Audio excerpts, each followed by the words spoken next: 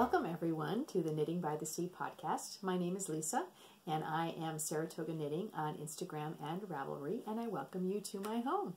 I live in beautiful Marblehead, Massachusetts, which is a small harborside town just north of Boston, probably about 20 minutes north of Boston. And we live in a very old house right now. This house was built in 1750, and it was built as a warehouse, and it was converted into a home in 1850. So it's very, very old. So I'm sitting in front of one of our many fireplaces here. Today, it actually snowed last night, so it's really beautiful now. It's all sunny, and there's lots of snow outside, so the light is actually really reflecting nicely in here today. It's beautiful. Today we will look at, well, I only have one finished object today, so we'll look at that. And then I have lots of works in progress. We will do our giveaway. I'm gonna give away that fiber today, and then we'll have some chatter at the end. So welcome, and let's get started.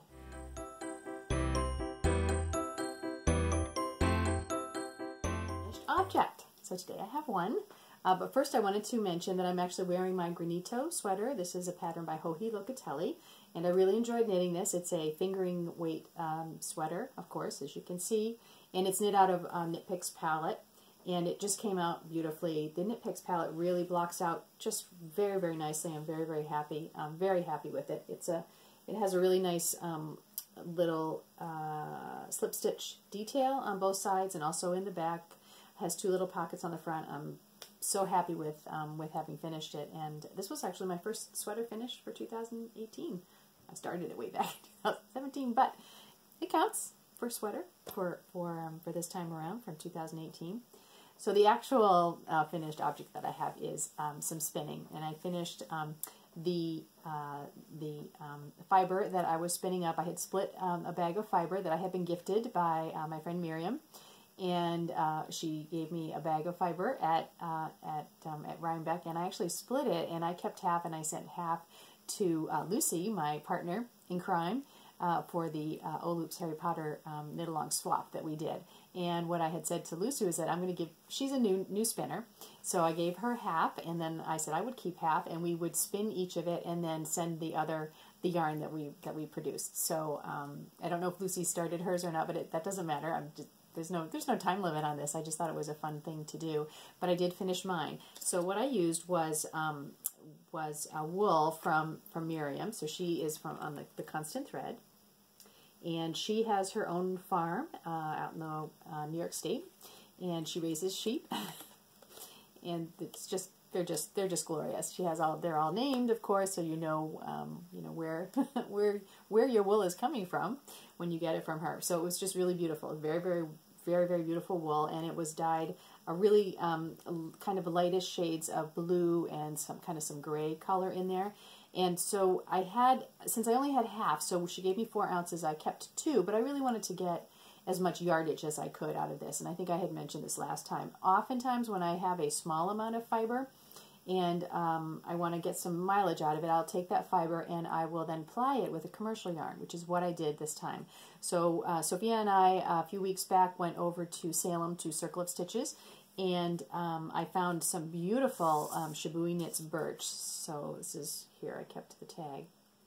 And I thought that would be really nice because the birch is just a beautiful cream color, and I thought it would contrast well. And it was also kind of a fingering weight fiber, so yarn, so I thought that would really be perfect together. And this is how it turned out. So all the blue color is the fiber that I spun, and then the lovely cream is the Shibui that I applied it with. And this is just, I really love to do this because it really kind of gives you, as I said, the biggest bang for your buck when you have maybe a smaller piece of fiber to work with. So rather than splitting that and plying it onto itself and then just not getting a lot of yardage, which would have been fine, I thought I would do this. And then Lucy will have enough to maybe make a hat, or maybe make a pair of fingerless mitts or a cowl, something she could actually make with this. Whereas if I had taken that 2 ounces and split it in two and plied it together, she would have had some yardage, but maybe not as much as I was able to get this. And it was perfect because since I used up all the Shibui knits when I applied it, I really didn't have anything left over, so I know exactly what the yardage is, so she will know what the yardage is on this. But it came out really beautifully. I'm super, super happy. And once again, Miriam, thank you so much for gifting this to me. This was great. And Lucy, at some point, this will be on its way to you. So, and I look forward to seeing what you make with it. All right, so let's move on to some works in progress, and I have a lot of them.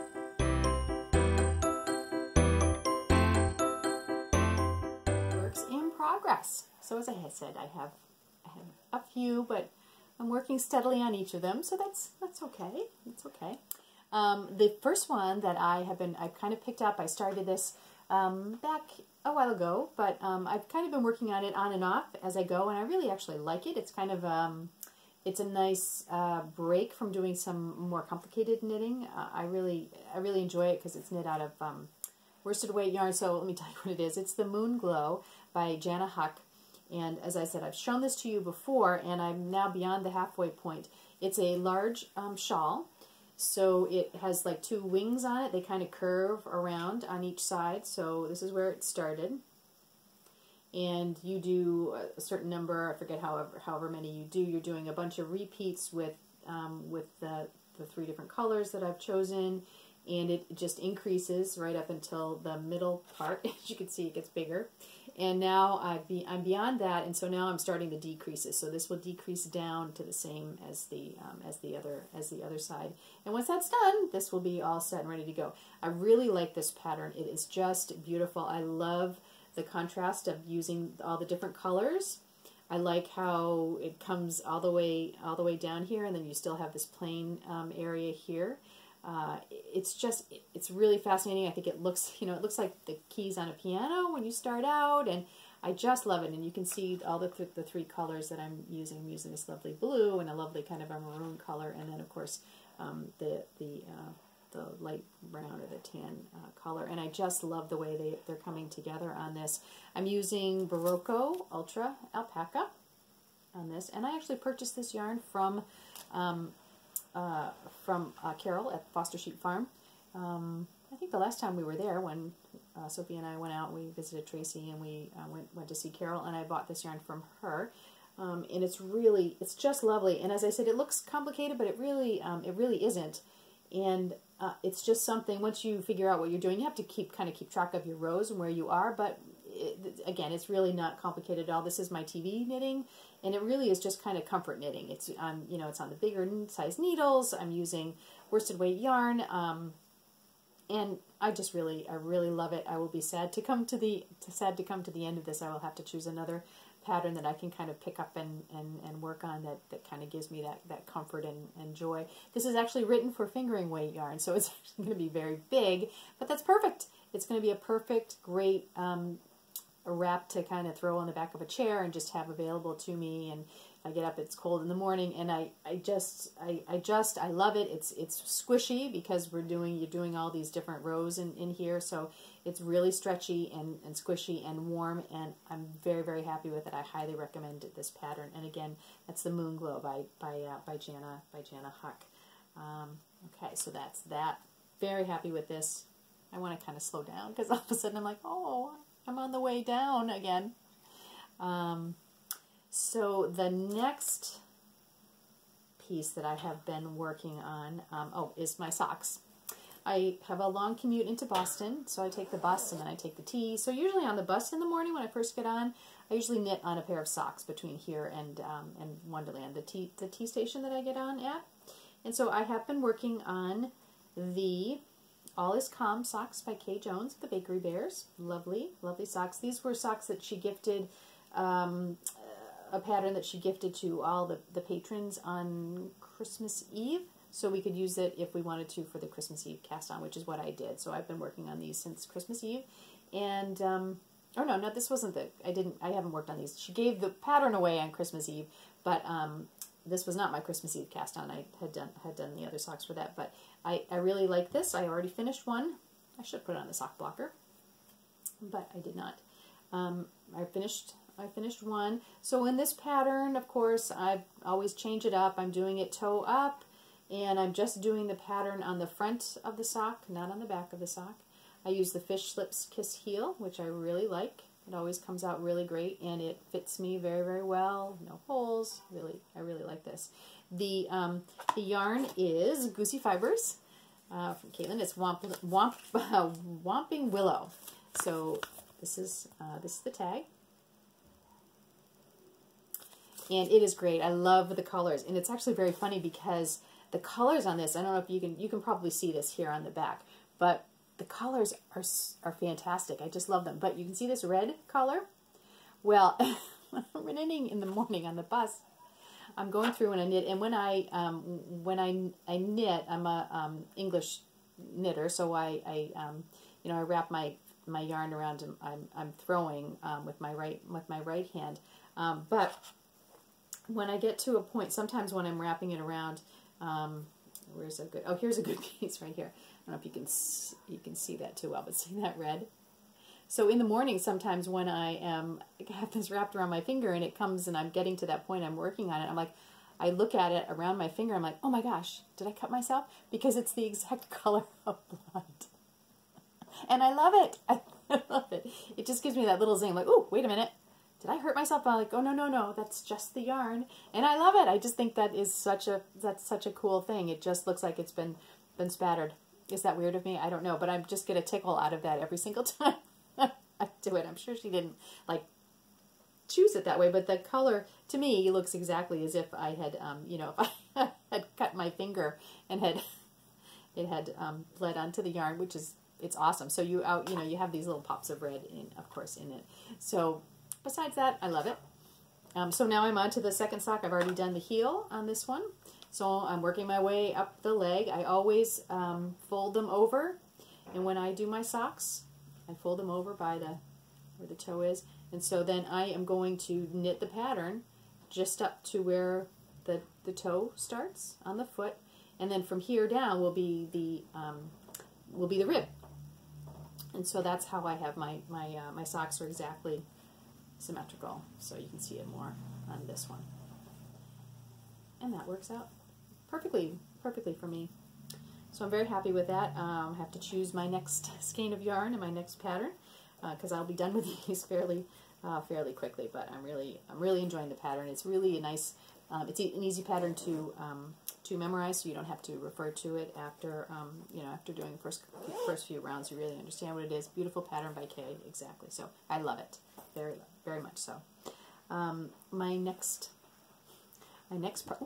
sorry about that. Hit everything there.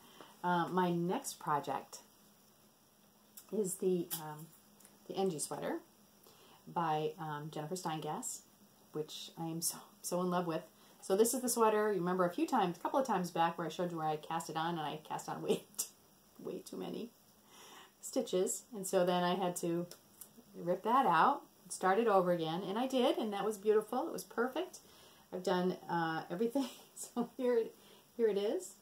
It's going to be beautiful, and I actually have the first sleeve done as well. So I've come all the way down and done the first sleeve. Now, my knitting fail on this particular second one, was that it's lovely. You see, once you get this done, you're just going to be knitting down. There is some shaping, a little bit of waist shaping, and then it gets a little larger, a little wider for your hips. I'm not sure if I would necessarily do that the next time when I knit this sweater, because I'm sure I will knit this again. I don't know if I would need to do the shaping.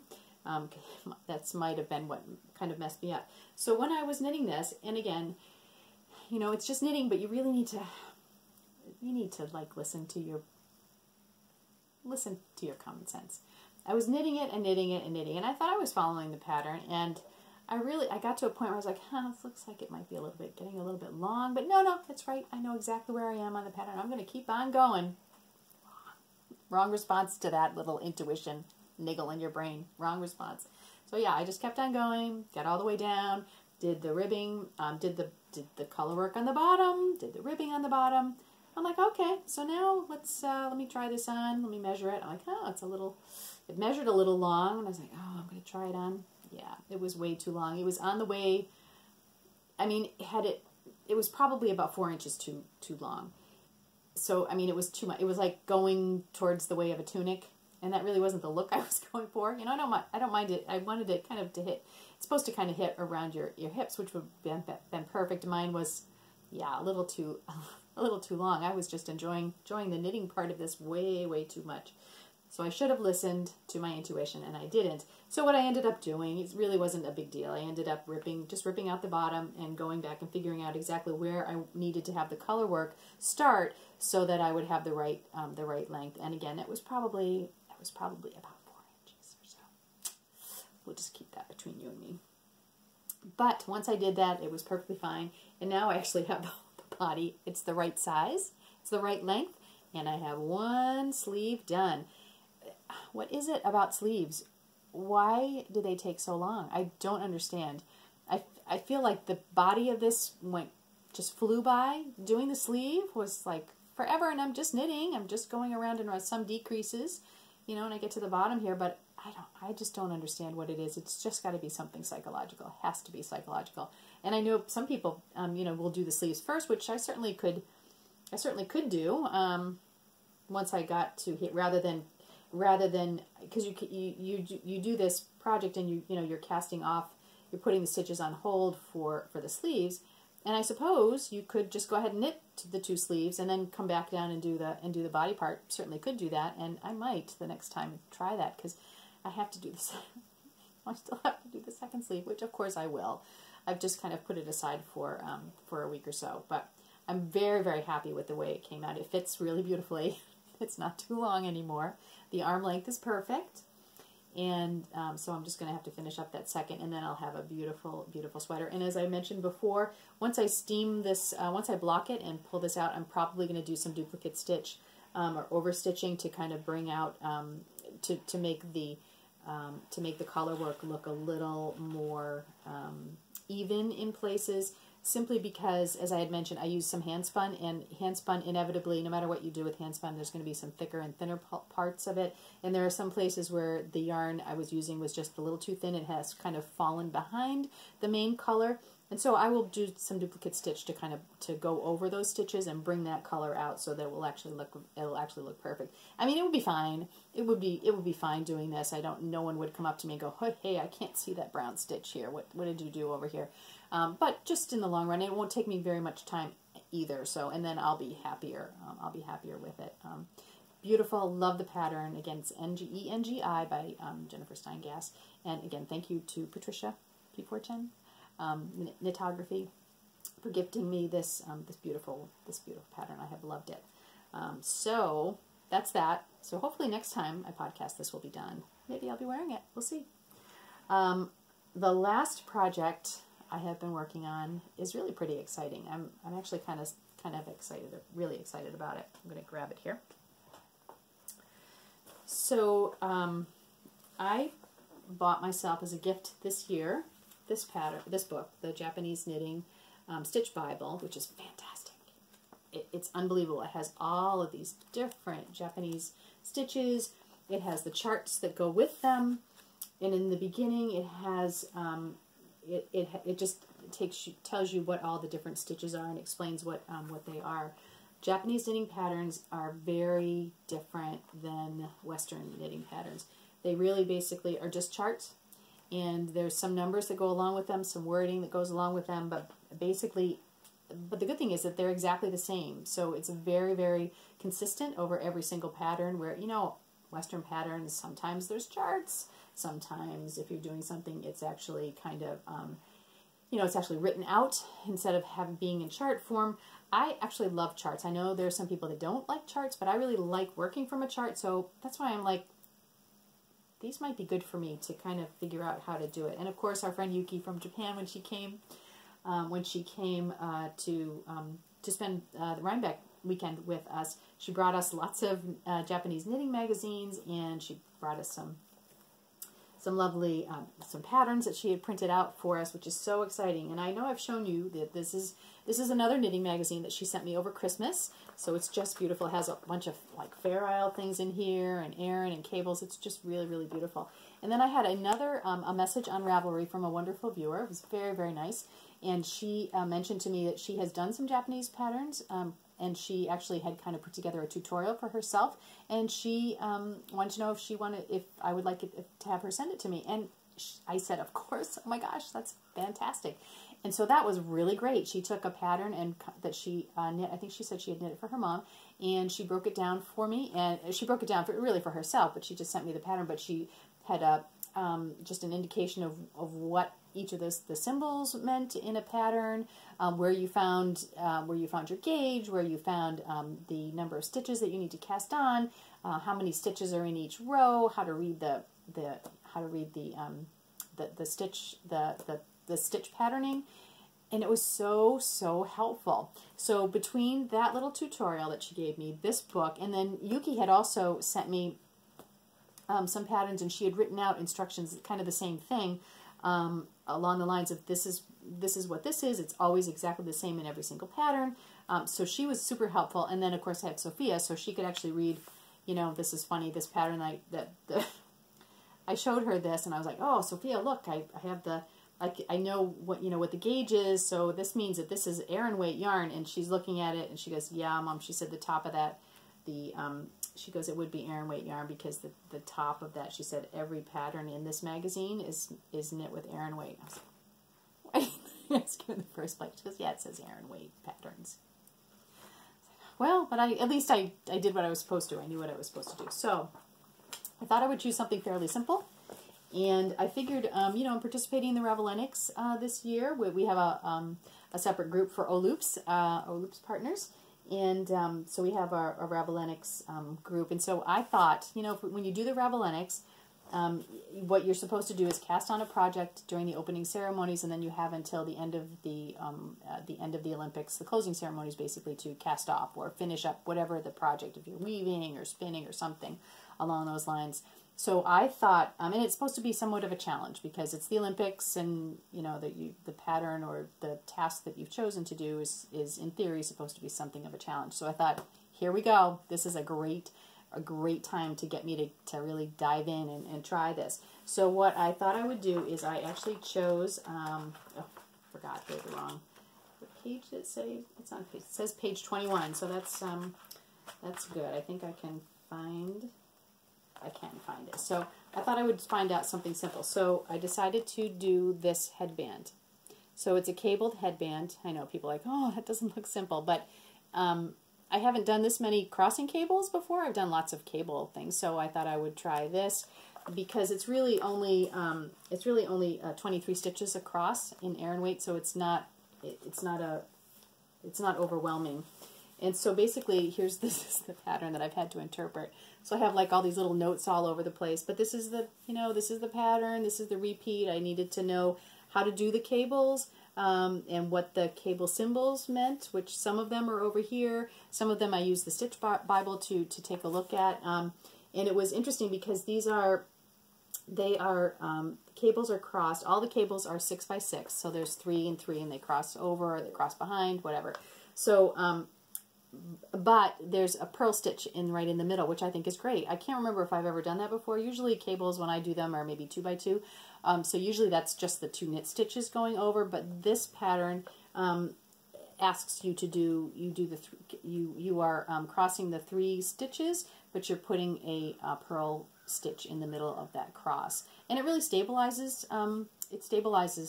the cable, and I really like it, but I had to figure out how to do that because what I do is I cable without a cable needle, which again it's just knitting. It's just knitting. It's really not hard. Tracy and I took a class once with Annie Modisette. This was years ago. It was probably, I don't know, probably 15 years ago now, back when, yeah, well, it was a while ago. But she always cables without a cable needle, and she taught us how to do it. And once you do it, it really is, it's really not hard. And there's tons of YouTube videos out there that show you step by step. And once you get it, you're like, oh, I don't need to use a cable. Now, I could, probably I wouldn't, if you're going to do that for the first time, I would only, do 1 by 1 or 2 by 2 cables. It's easier that way to see. This is a little more difficult because it's 3 by 3. Each of these cables are 3 by 3, but it's still working out. It's still working out fine for me. And I'm very pleased. And here it is. So you can see. It's really lovely. Like I said, I've never done so many crosses But this is a great way to do it in a small little project like this. So I would not be intimidated in doing a larger Aran sweater with lots of different cable crossings in it at all. It's really, really super happy. Now I'm using, I was debating whether to say this, but I think I will, because people want to know, and it's just an honest opinion. Sophia, this is a Alpaca needle, size 6. So these are kind of the thing right now. Everybody's getting them. And Sophia got me one set, just one needle for Christmas as a Christmas gift. And I thought, this is great. I'm going to use it, and it's a size 6. So I was actually going to start using it on the sweater, because I needed a size 6 on the sweater, which was perfect. But, you know, and I probably could have returned this, but I took care of it. But it was just, you know, I don't know what she spent for it. I know they're fairly expensive. They're made of driftwood. They're beautiful. They're beautiful needles. They're very, very soft. They're lovely. They're wooden. They're just lovely. What happened with mine is that it actually came apart. This joint, if you can see, it just joins in here like this. And I realized once I was knitting, I'm like, maybe I'm pulling it too hard, but no, it started to pull apart. Now these are not, you know, they're fixed needles, so they're not, you know, it's not supposed to come apart. But the way that it was coming apart, and then it just pulled apart. So I was like, oh man, what am I going to do with this? I didn't even want to tell Sophia about it. I was like, because she was so excited to have gotten me a pair, you know, a set, because I really wanted to try them. So what I ended up doing is I had some super glue, so I ended up super gluing it back in. Now, I don't even know which one it was. I can't feel the difference, so that's fine. It worked out fine for me, but it was a little disappointing, because if you're spending a lot of money on needles like this, it really shouldn't happen. So, you know, and again, it's not going to happen to everyone. I just kind of was like, I'm like just going to tell you what my experience was using them. So I was somewhat disappointed, and I would be somewhat reluctant to purchase more of them because of that. Now it's a new, you know, it's a new product, so maybe they're kind of working on that kind of thing. But I know there have been other issues for some people. But you know, the super glue was fine, and it took care of it. But it's just one of those things where I just, you know, I shouldn't have to do that. So yeah, I mean, I might try another pair at some point in time, but I was just a little bit disappointed with that. I was able, you know, if I hadn't been able to fix it, I would have contacted them and returned it, but I was able to fix it, and I'm using it for this, and they're working fine. Nothing's happening. They're well secured. The other tip was perfectly fine. So I'm very, you know, I'm happy with it right now. So, and they're working fine with all of these cables. So, you know, we'll see how it goes. But I am very, very happy with this. I'm so excited. And I have, I don't know how much left. You know, I have, yes, I've got a little bit left to go on it, which is fine. I still have another week of the Olympics, so that's fine too. The cables go really fast actually, because it's only 23 stitch repeat. So I'll be really happy with it. I probably should have, I don't know, it might say in there to start with a provisional cast on. I probably should have, so then I would Kitchener these together. But you know what? It's a headband.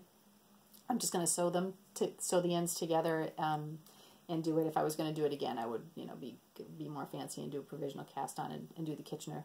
But for this case, you know, the bottom of the headband is going to be in the back. Again, it's just knitting. No one is ever going to say, you didn't do a Kitchener stitch with that headband, young woman. So I think we'll be fine with this. But I'm really excited about this. So this gives me confidence now to be able to look at maybe a larger sweater. Maybe not with sleeves, maybe not with too much shaping, but maybe I would do just like a vest, something like that. I definitely would look at it, and I think if you kind of get it and can look at those patterns, and like knitting from charts, it opens up a whole new world of these beautiful, gorgeous patterns, stitch patterns. So yeah, so I look forward to some more Japanese knitting in my future. I'm very happy with that project. Yeah, and that's all I'm working on. It's plenty right now. But I'm almost done with the sweater. I'm almost done with this. I'm almost done with those socks, and I'm almost done with my moon glow. So I'm going to have some projects to cast on. I do have my next sweater ready to go. I have the yarn for it. So maybe next time I'll talk about that one. But so that's all I have that I'm working on now, and I guess that's plenty. All right, so let's move on to the giveaway.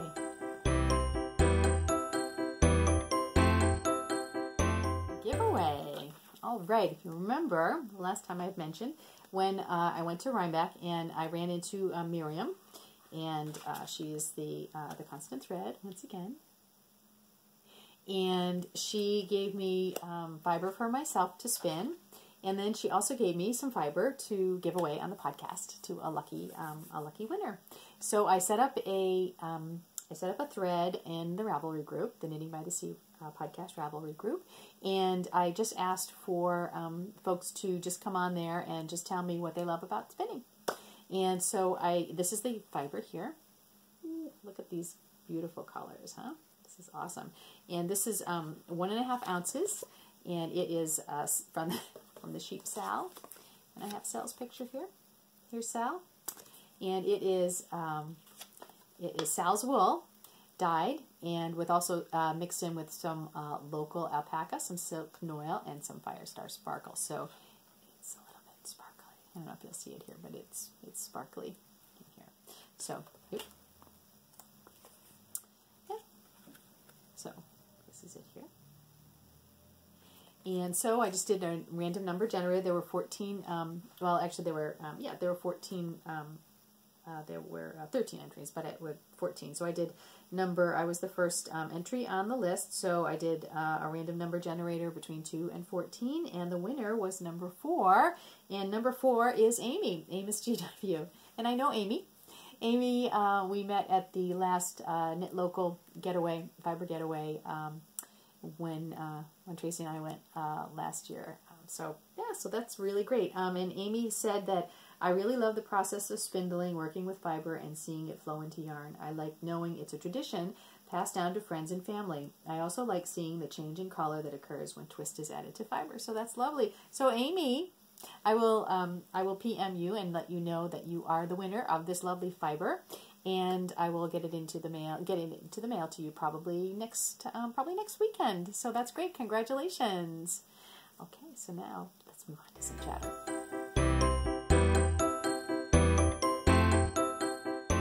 What's been happening around here? I actually had some really nice news this week. I got a nice promotion at work, so that was really, really very special. I've known it was coming, but you know, these things have to kind of work through HR, and it just takes a little time. So, but I was finally got a promotion, my promotion this week, which was really, really great and really, really special. Mark and Sophia took me out to dinner last night to celebrate, so that was very, very nice. So that's a nice thing that has happened. Mark is taking lots of pictures. I mentioned this last time, but you can follow him at Mark in Marblehead on Instagram. He's having so much fun. He's just getting out there posting, and he'll text me, hey, somebody else liked my picture, but they're really pretty. He likes taking pictures of kind of like the seashore, and living in Marblehead is really just very picturesque, so there's lots of opportunities for great pictures here in this town, so he takes pictures of that. He takes pictures of sailboats. We went up to Essex, Essex, Mass last weekend. We drove up on Saturday, and it was kind of a cloudy day, which actually is really nice for photographing. A lot of times there's not too much sunlight to glare, so he took some really nice photos. We stopped. They have a very old boat restoration, or kind of a museum where they do some boat restoration there. It's where the Essex River rowing race. Well, they have paddle boats, they have kayaks, they have all kinds of crazy boats in this race. But it happens, I think, in May, and he and his friend Rich usually do that race. It's really beautiful. It's set in this area that has these beautiful marshlands, and the Essex River just meanders through these marshlands and goes out to the ocean. So it's a really beautiful little town. Lots of antique places. We stopped and got some crab meat sandwiches for lunch, which is really really fun. It's just beautiful up there. But he took some really nice pictures there. So I'll put his information down here. I'll put some pictures in at the end that he's taken as well. But if you like seaside pictures, or pictures of the ocean, or pictures of an old town like Marblehead, you can go follow him. He just gets such a kick out of it. It's really a lot of fun. What else is happening? Oh, I have a friend that I've known from the internet is actually visiting Marblehead this week, which is this weekend. which is really kind of fun. And she's actually staying at the inn, which is like just a few blocks up from here. So we've been messaging back and forth, but I think we're going to go up and meet her and her husband for a drink this evening. So that's so much fun to meet people. Like I said, I'm all about the community and meeting new people. That's why we love Rhinebeck, and it's just a lot of fun. So I'm really looking forward to that tonight. We're also going to be. We've been finalizing our plans. Sophia's actually going to come this time around to as I mentioned before, to the Washington County Fiber Tour weekend, the Knit Local Getaway, the MJ Packer from Bat and Kill Mills and Carol from Foster Sheep Farm are kind of taking over the planning of it this year. Usually Sarah Pomegranate from the Yarns at Inhu podcast handles it, but she's having some health issues, so she just doesn't really have is able to put it together this year. But Carol and MJ kind of stepped up to the plate, which we're so happy about.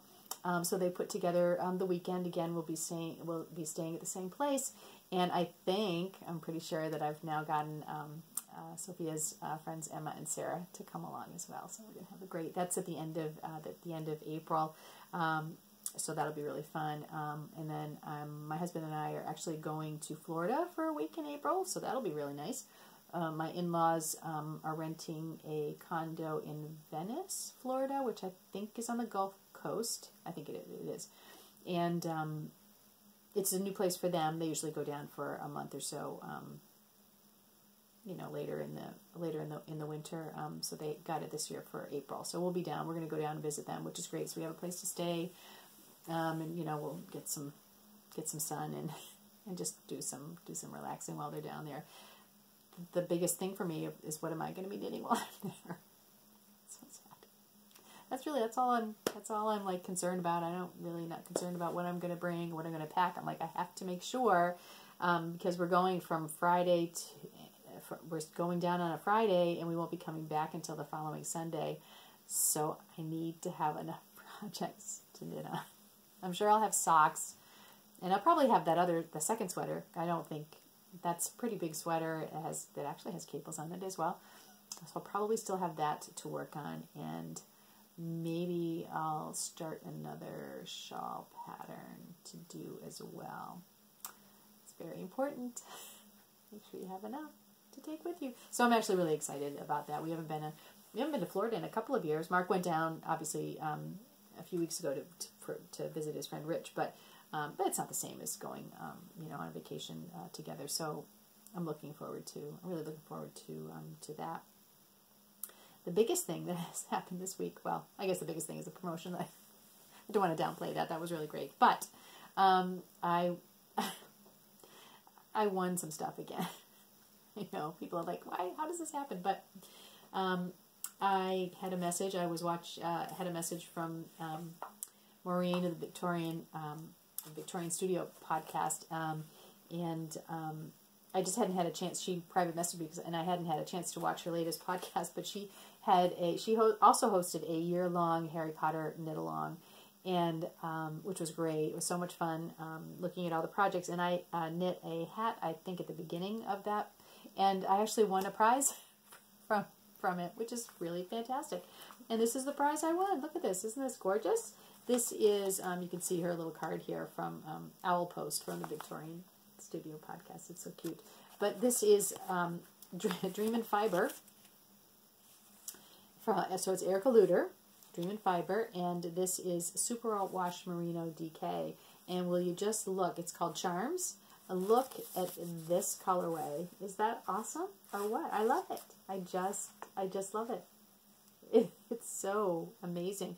So this will probably have to go into a shawl with a contrasting color. I don't know. I'll think about that. But this is really great. I love it. Thank you so much, Maureen. It was so unexpected, and then to get this, it was great. And then Kay of the Bakery Bears podcast, Kay and Dan, she dyes yarn, not enough to really have a shop open. She dyes it kind of in batches, and it kind of goes. And she kind of lets her patrons. Sophia and I are patrons of the Bakery Bear podcast, and she will come on and say an alert and say, "Look, I'm going to be putting up some yarn for sale. If you'd like, you guys have the, as a patron, you kind of have like first dibs on it. And, I have 20 skeins. Once they're gone, they're gone. And she's doing right now an Agatha Christie kind of series. And so it was literally, I just happened to be on the computer when this popped up. And I was like, oh my gosh, look at this. I'm like, all right, I'm going to do it. I haven't had, we have one of her bags, but I don't think we have any of her yarn yet. I don't think Sophia has gotten any. I don't think we have. So I was like, you know what? I'm gonna see if I can grab a skein of it. And so I did. I was lucky. I was probably, the 16th out of the 22 skeins that she had. So I kind of just got there under the wire. But anyway, it's beautiful, and it came. And this is it. So this is the Bakery Bears. It is Devonshire merino, 10% cashmere, and 10% nylon. Isn't that beautiful? And the colorway is Murder in Mesopotamia. So it's very sunshiny, but it's got those blood colors. Again, I'm going to have the same problem with this. I'm like, oh no, am I bleeding? But really, it's just gorgeous. I can't wait. So this will probably be a pair of socks. Maybe it'll be a little shawl or something like that. But isn't that gorgeous? I love it. I love it, love it, love it. It's beautiful.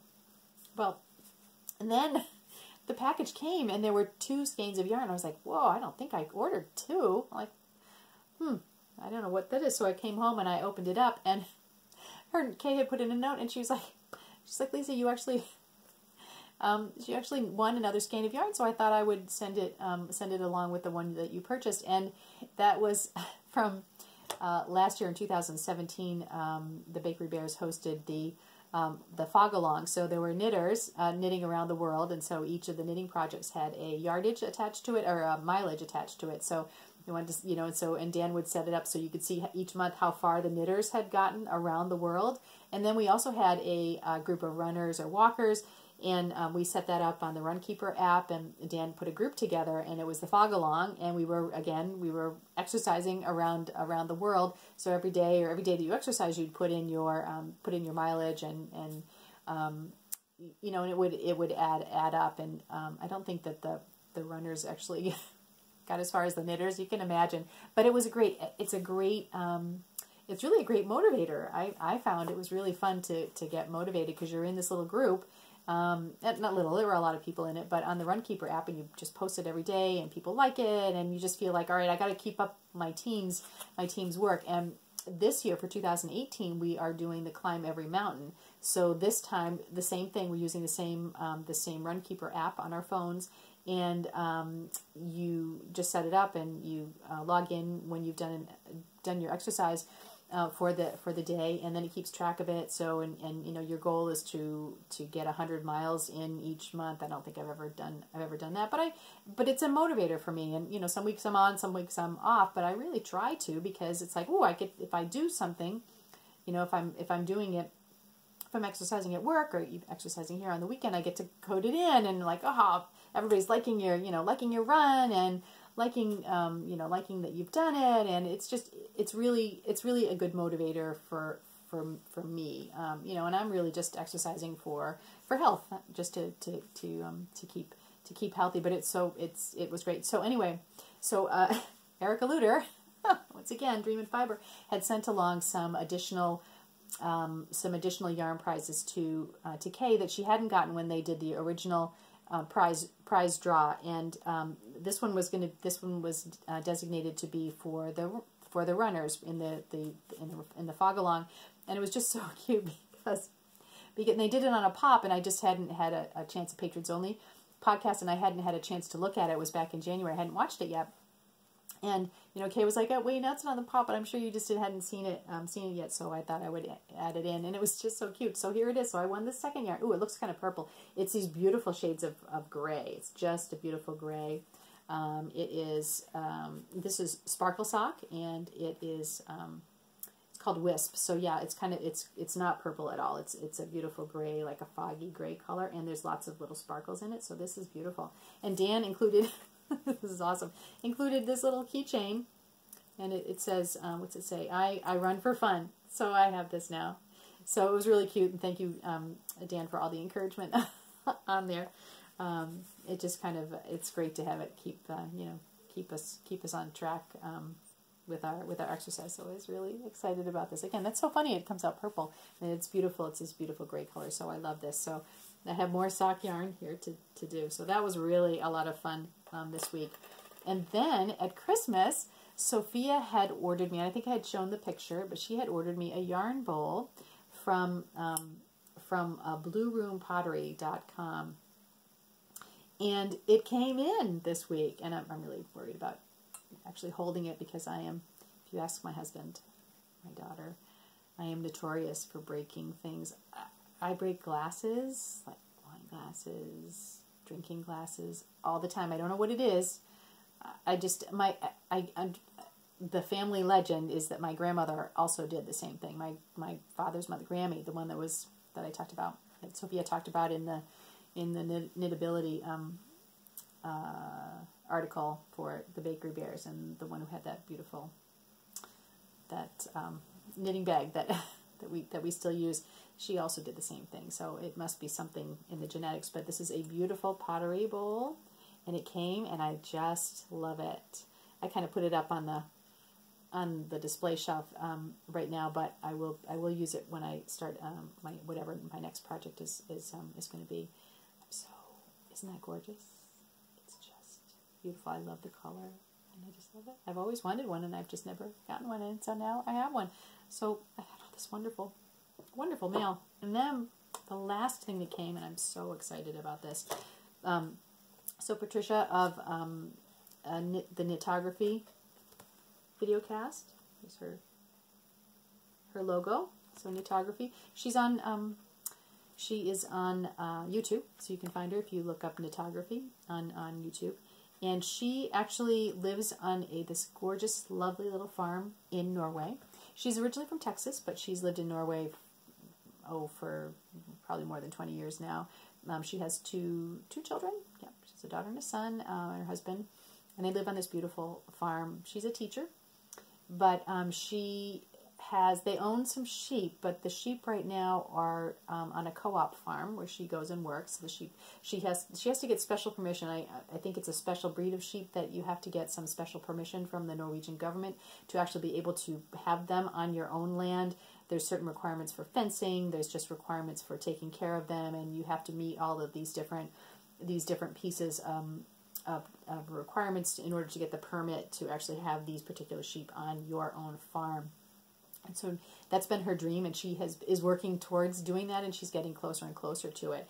And so what she's decided to do in order to begin to kind of put aside some money and funding to being able to bring the sheep here and to deal with having the sheep on her land, she has really been focused on keeping everything as natural as possible and bringing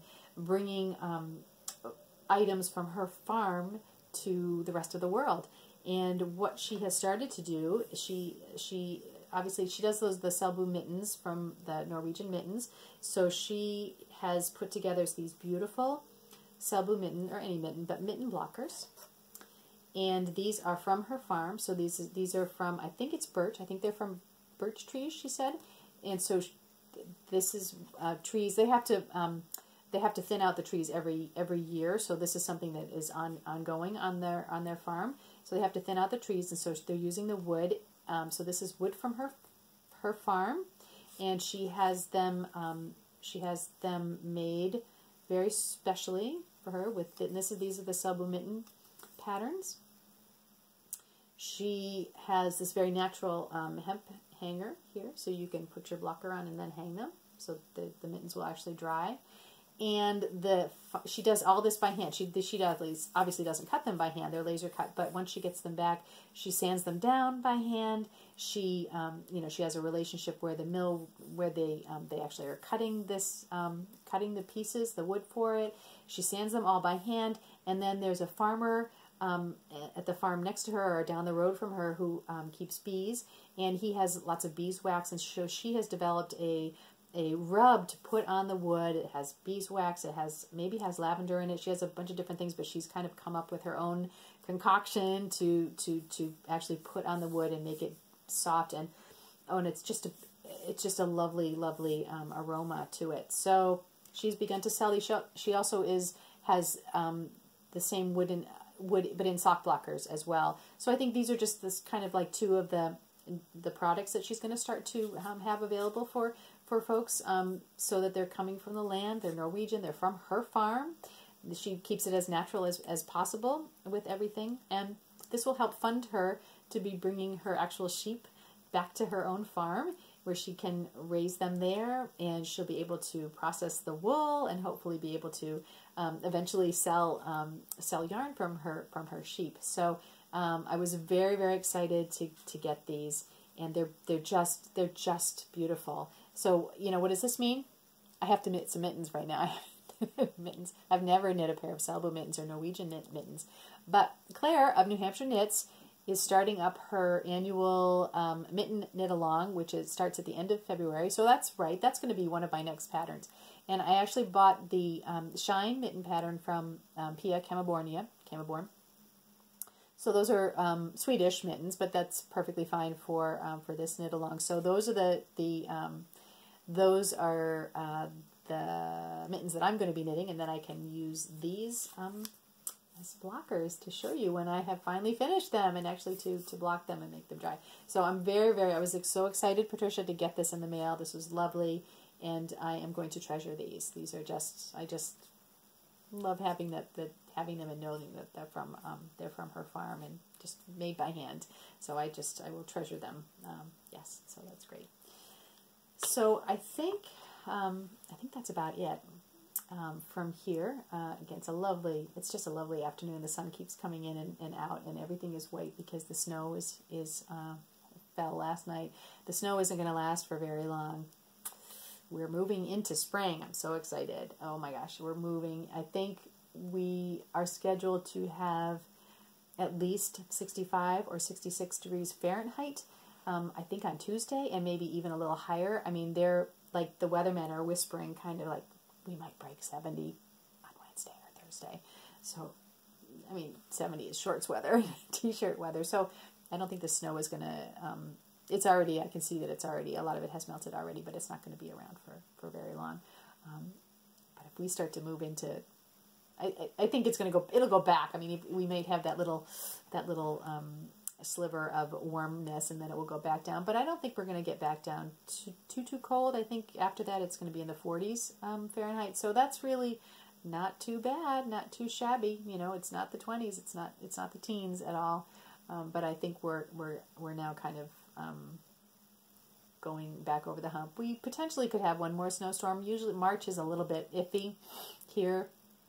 The beginning of March, sometimes we'll end up having a snowstorm. But again, even if it does snow, it won't stay around for very long. So I think we're working our way towards spring here, which is really, really very, very nice. So, well, thank you for joining me today. I really appreciate you coming to see me, spending some time here. And remember, it's just knitting. Bye.